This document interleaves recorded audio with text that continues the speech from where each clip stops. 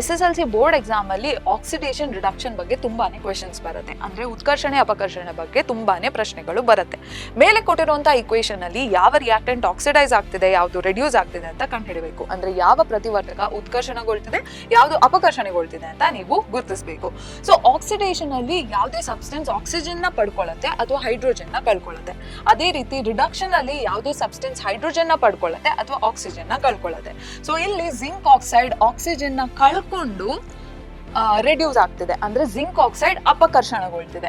Carbon oxygen ನ ಪಡ್ಕೊಂಡು oxidise ಆಗ್ತಿದೆ, ಅಂದ್ರೆ ಕಾರ್ಬನ್ ಏನಿದೆ ಅದು ಕಾರ್ಬನ್ ಮೊನಾಕ್ಸೈಡ್ ಆಗಿ ಉತ್ಕರ್ಷಣೆಗೊಳ್ತಿದೆ. ನೀವೇನ್ ನೆನ್ಪಿಟ್ಕೋಬೇಕು, ಯಾವತ್ತಿದ್ರೂ ರಿಯಾಕ್ಟೆಂಟ್ಸ್ ನ ಆನ್ಸರ್ ಅಲ್ಲಿ ಬರಿಬೇಕು, ಪ್ರಾಡಕ್ಟ್ಸ್ ನ ಬರಿಬಾರ್ದು. ಅಂದ್ರೆ ಪ್ರತಿವರ್ತಕಗಳನ್ನ ಉತ್ತರದಲ್ಲಿ ಬರಿಬೇಕು, ಉತ್ಪನ್ನಗಳನ್ನ ಬರೀಕೂಡ್ದು. ಓಕೆನಾ? ಈ ತಪ್ಪನ್ನ ಮಾಡಿದ್ರೆ ಮಾರ್ಕ್ಸ್ ಕಳ್ಕೊತೀರಾ.